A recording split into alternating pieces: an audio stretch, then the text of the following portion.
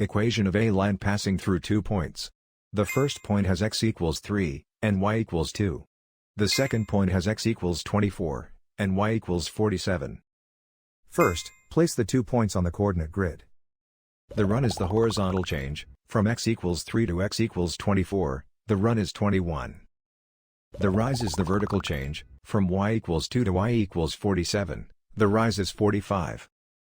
Slope is rise divided by run, 45 over 21, which simplifies to 15 over 7. Now draw the line through both points.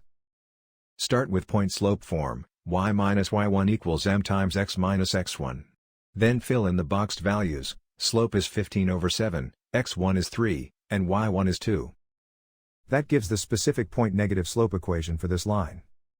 Finally, solve for y to get slope negative intercept form. The graph and the equation describe the same line.